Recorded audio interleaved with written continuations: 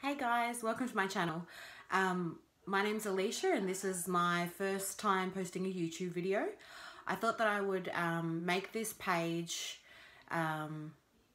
prior to going through gastric sleeve surgery as a way to keep myself accountable, but also as a way to perhaps help other people out there who are thinking about getting the surgery as well. I'm going to share a little bit with you today about my journey so far. So my surgery is booked in for the 5th of October 2019, which is about 4 weeks away.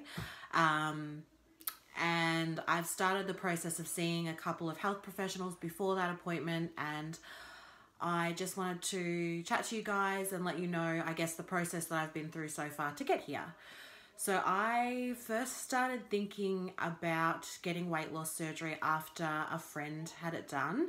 I've always been overweight, and at times I've been a healthy weight, but I've had to work really hard to maintain that. Over the past 3 years, I've sort of steadily been gaining weight, mostly due to stress, I think. I opened my own business and turned to food as a way to comfort me when I was stressed. So my weight has sort of ballooned in the last 3 years. It also hasn't helped that I've stopped a lot of the exercise that I used to do. So feeling pretty, I guess, defeated. I guess my first step in researching weight loss surgery was to join some of the Facebook groups. They've been really useful in just finding out the types of surgery that are out there and the results that people are getting, the process that I might have to go through to get accepted for the surgery. So I joined those groups back over 12 months ago now. And around that time, I also applied or changed my private health insurance to cover weight loss surgery. So for my private health insurance, that meant that I had to be in the top hospital cover bracket, and then started my 12-month waiting period. There's also another way you can go about it, which is by applying for a compassionate release of super, and this did cross my mind, but I decided not to go down that path just because I didn't want it to affect my super when I retire later. So although I'm not the most patient person, the 12 months has flown by, and I mean, it's only 4 weeks away now. So yeah, I'm glad that I did go down the private health route rather than taking the money out of my super and jeopardizing my retirement fund when I'm older. So by being on those Facebook groups, I was able to become aware of surgeons that were within Melbourne. So I started doing some research on surgeons that might be suitable for me. So I guess what I was looking for is someone who had a good reputation, but also somebody that had a good bedside manner, because that's important to me. Some people obviously don't care about it, but for me, I need somebody who's going to make me feel comfortable.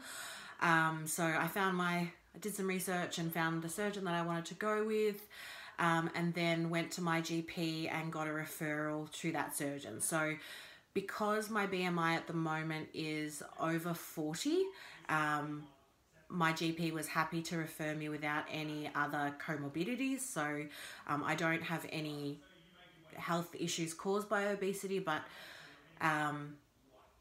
obviously that is something that can happen down the track if I continue to stay this weight. So after getting my GP referral, I sent it off to the clinic where I'd chosen to go.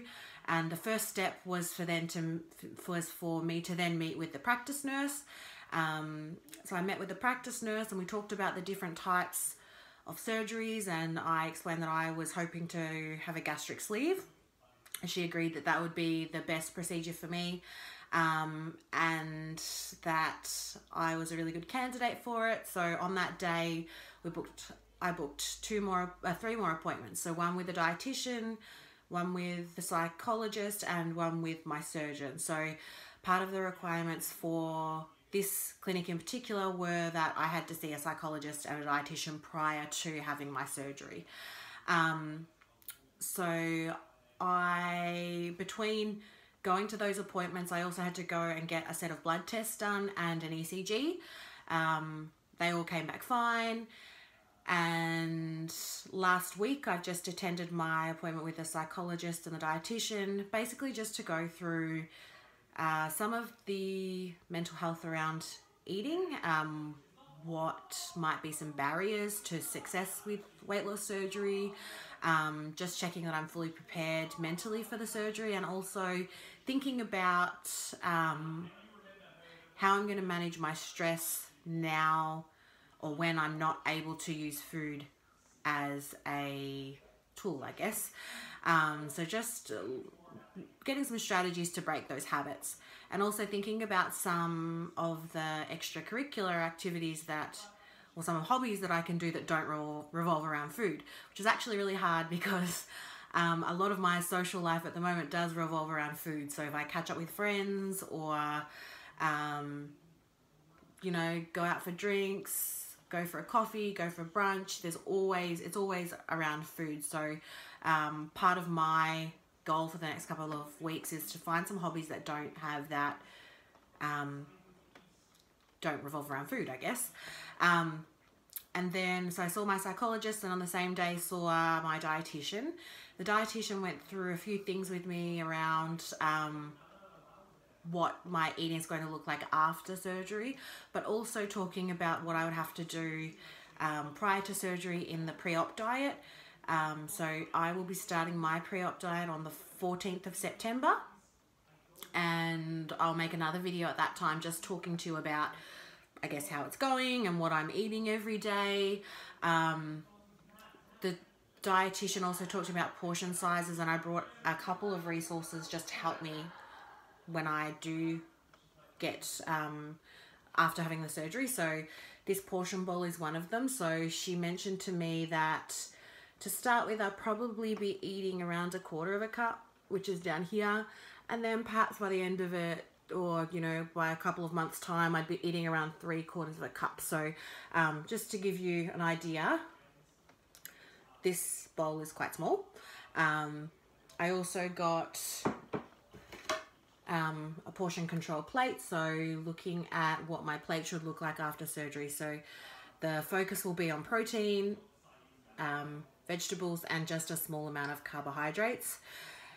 So yeah, I talked about all of that with the dietitian, and then I guess the next part of my journey will be to meet my surgeon, which I'll be doing on the 19th of September.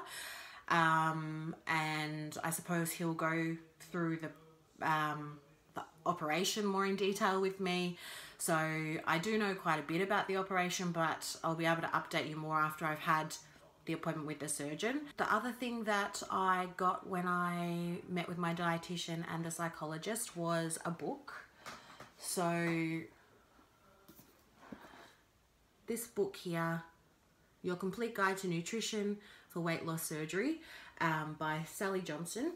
This book I've had a quick flip through, and it's not just recipes. It basically goes through what to expect in the pre-op diet, what to expect after surgery, and it gives you recipes for all the different stages of recovery. So straight after the surgery, you can only have liquids that can fit through a straw for the first 2 weeks. And then you move on to puree, soft foods, and then start trialing normal foods. So this book I think will be really useful in giving me some ideas of recipes to make, but also looking at strategies like mindful eating, which is going to be really important moving forward, because the recommendation is that I take about 20 minutes per meal to, I guess, fully be aware of what I'm eating, to taste it, and also to make sure that it's really chewed up well before entering my new tiny stomach.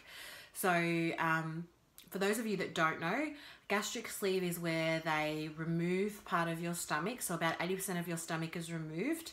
And within that section of stomach that they remove is the hunger hormone ghrelin. So it does suppress your appetite, but after a couple of months or a period of time, your body starts producing ghrelin again. So your appetite does come back, but it is significantly reduced for a period of time. So that's one way that your eating is cut down. But the other way is also because obviously having such a small pouch or such a small stomach, you can't tolerate having a whole lot of food in there.